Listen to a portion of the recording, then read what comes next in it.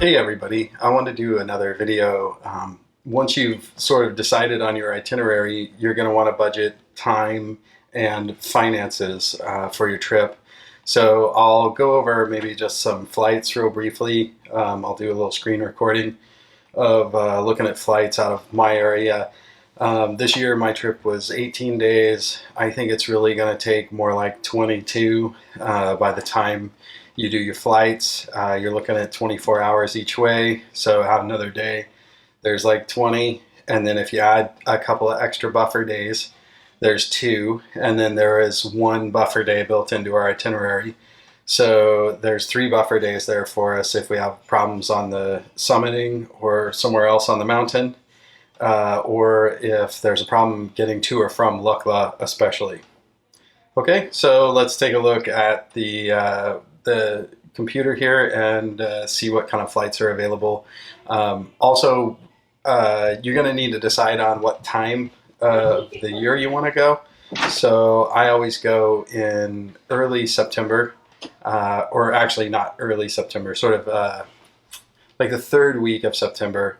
I like to go, and then I get there before the crowds in October arrive. We see them on our way out, but they're not in there. They're not present when we get there. Hey, little buddy. Okay, let's check out the computer.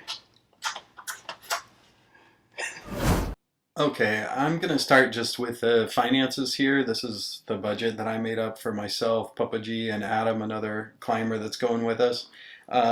You'll see here at the top the tour cost, 2,200. That's Mountain Mart's standard cost for their Mera Peak itinerary. You'll notice that the itineraries that do not include climbing are significantly less expensive for the same number of days on the mountain, and that's because the climbing fees are high. So um, and also, so are the mountain Sherpa. That's going to cost you some money too, as you'll see here. So you see Adam is going to have a single supplement. His single supplement for the 18 days, or about 19 days, actually 20 days, something like that, is 375 total. Because even though this is an 18-day itinerary, we've got a couple extra days there in Kathmandu to make up for as well. So, and then we've got a mountain Sherpa here for Popaji, $650 for pretty much 2 days, because we're going to do base camp, and our porter and our guide will take us there and likely meet us there.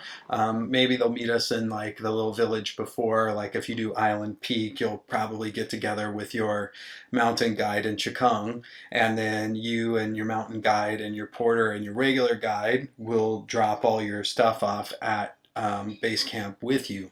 Now in this case, it could be a little different on Mera Peak. I'm not familiar with it, but I expect we'll have that mountain guide for like 2 days maybe. So, 650 is the single supplement. If you want your own mountain guide, it's pretty steep. So here's guide tips. We're going to share this one guide. I expect them to get about 330 bucks between the three of us. Then Kathmandu meals, there we go. That's like, 3 days, I think I calculated, worth of meals. So like, 40 bucks a day for food. Pretty comfortable. I mean, that's like having a beer and having nice food every day at nice restaurants. It's not going cheap at all. You could definitely save some money there. Flights and booking fees, that's your Expedia fee, plus your, or whatever, kayak.com fee, plus your flight. That's what it cost us this year, flying with Singapore Air. We got a very nice itinerary. And then travel insurance, 76 bucks. I had to buy this through a third party this year. I just kind of Googled travel insurance, and you're going to have that in case you need heli rescue. I mean, that's a $5,000 fee right there. I can go over heli rescue now. There's a little bit to it, but maybe I'll save it for later. Then there's the camp cook tip. It's like 30 bucks. We'll probably have them for like 2 days while we're on the base camp and high camp. not clear to me, like, if they're going to make any meals at high camp. We'll probably just take something with us to eat, I'm guessing. Porter tips, there you go, like $300 between the three of us. I think that we'll probably end up with two porters. So Adam will probably, that's part of his single supplement, is a porter, because usually you just share a porter between two people. And then there's our mountain guide tips. So I expect Papa G to tip his guy $100. Adam and I will give him 75 each, so 150 for our guy. Travel expenses, food, that's just like airport stuff, whatever you think you're going to eat or whatever, flying over and back. Visa fee, $40 each. This is a 30-day visa. I can't remember how much less if you get the shorter itineraries and you're not going to be there for, 30 days. I don't know. But, I mean, I think you're going to end up spending something close to that. Driver tips, that's, we at Mountain Mart, they give you the same driver all the time. So we're going to see that guy the whole trip, and, we're definitely going to give him something. So there's, $45 for him.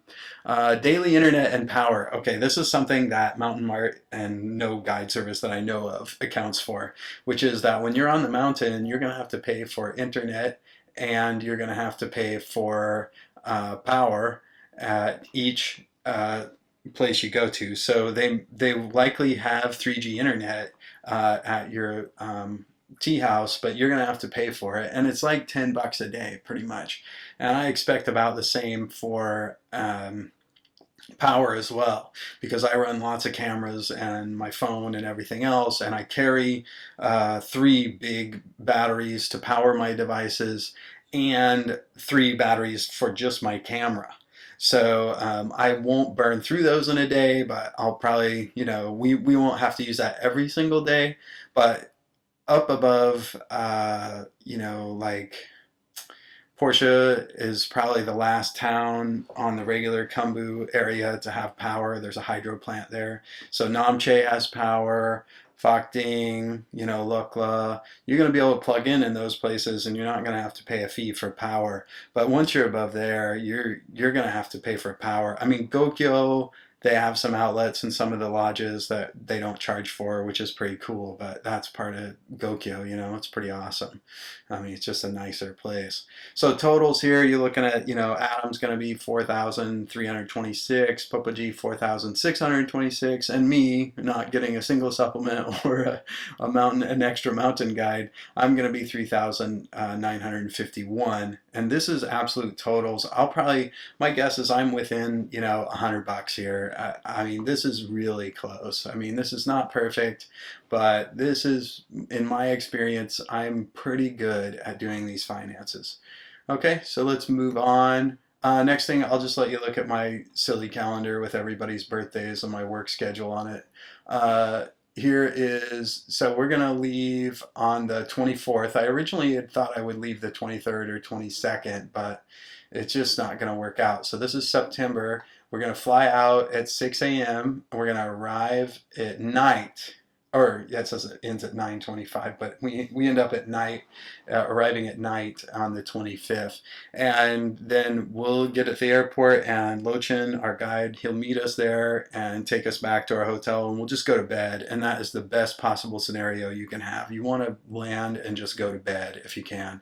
It doesn't always work out that way. We don't force the issue if we can't get a flight that meets up that way, but it's kind of ideal. And then the 26th, we'll spend that day getting our climbing permit and talking to Dolok, the guy who runs the guide service at Mountain Mart.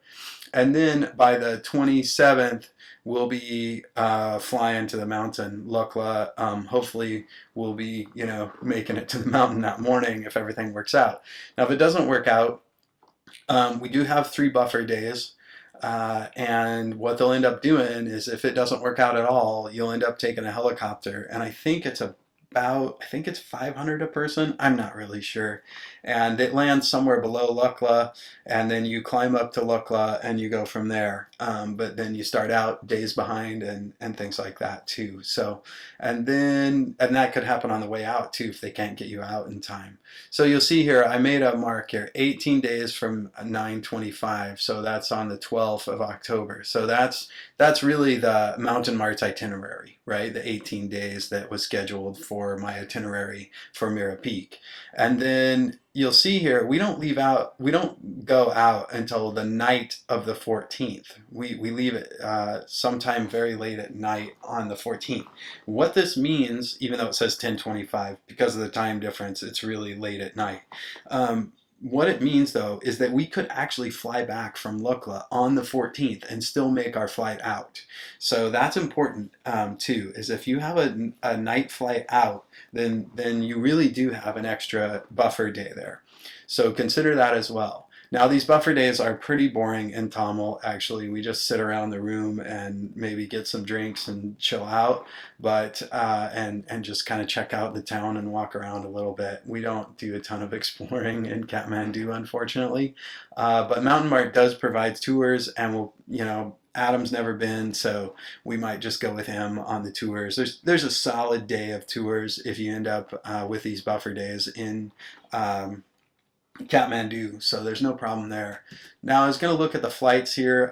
I just sort of brought them up in Kayak, and I brought Expedia up. Who wants me to refresh it because I let it sit for too long? But you'll see here, some of these flights are terrible. So this one is 51 hours and 25 minutes. There's no way we're taking that. 28 hours and 24 minutes. That's an okay flight. This is clearly not the flight we took. Now, here's another one, 32 hours there, 30 back. That's a little higher than I want. It's not terrible, and $1,200 is not too bad actually for these flights. Now I'll scroll down slowly, but I'm not really seeing anything I want to jump on here flight wise. We are already booked, and it was $970, and we went with, it was about this flight right here. Now they had a better outgoing flight on this. It's probably the same on the way home, but we only have a stop in Singapore on our way out, which is really nice. Historically, we've had to fly with China Southern, and we've had lots of problems with them. They're very difficult to work with. It can be worked out though. We did make it. We had a pretty scary stop in Wuhan on the way back one time that was very problematic. Now, here's Expedia. Now, what the problem I had with Kayak was every time I would choose one of these, see these have a like Fare Boom underneath, or Travel Genio, or eDreams. Now, when I clicked on these, it would actually take me, like here, Singapore Airlines. This is the problem I had. So I clicked on it to do it at Singapore Airlines. Then when I actually, what it does, it boots you out to Singapore Airlines site so you can book it. And when I went to book it at Singapore Airlines, this second flight home right here, this looks like our flights actually. So this, yeah, 2 stops, Seattle, Singapore, Singapore, Seattle. I think we're going back San Francisco, but very similar. Anyway, when we went to book this at Singapore Airlines, the first flight was there and available and everything was correct pricing wise, and then the second flight was not available that was on Kayak. So we just absolutely cannot book it using Kayak's system. And then on Expedia, we were able to book it. We didn't have any issues. Again, you'll see here 37-hour flights. We're not taking those, folks. No way. So 27, that's not too bad. Okay, so yeah, we ended up booking with Expedia. I've worked with Expedia before. I've been on the phone for days trying to fix things with Expedia and China Southern in the past. We're booking with Singapore Air this time, and we expect no issues because Singapore Air is famously good for service, whereas China Southern is difficult. Papa G is vegetarian. We had to go through a very strange process where I called them. Then they emailed a very big string of numbers, and they required that I take an image of Papa G's passport and send it to them, and then they would do vegetarian meals. Then we had a problem on our flight home where they added a flight stop in Wuhan. Well, if you stop in more than one time in China, you need a Chinese visa. And Papa G has a very unusual thing. He has a exit visa stamp from Tibet and no entry stamp, which was very confusing. And he's, 70 plus years old and unable to explain to the guy there why he has that. We had quite a struggle, and we watched people try to get these transit visas in Wuhan get denied. That we saw people get sent home right in front of us. So fortunately, we were able to work it out. It was really touch and go with Popoji getting him through there. Mine was like no issue. I've been to China and had no problems. I have an entry and an exit. Everything's cool. So yeah, so that's just a little heads up. Like China Southern is pretty weird, and they had policies like no, you could not plug in any electronics in the plane, even though they had outlets. It was a 787, it's a beautiful brand new jet, and you could not play or operate any electronics in the plane except for video game consoles. It's just bizarre. So you weren't able to use an ebook reader, but if you had a Nintendo Switch, no problem. So they definitely let you know that they were going to put you in a Chinese prison if you operated your device and were argumentative with the staff about it. And we ran into another issue going through China. They only allow 2 batteries per person. So those large batteries that charge phones, and of course I had 3, and so they like went to take one away. I was just sort of threw my hands up, and then I took it and I just handed it to Papaji, and I was like, now he has 2 and I have 2. Are we okay? So, and they were just like, huh, just shrug their shoulders and let us go. So traveling through China can be very problematic. Traveling and getting things done with China Southern also very difficult. So we're excited about flying through Singapore this year. Okay, well, I hope this is helpful. Thanks for listening.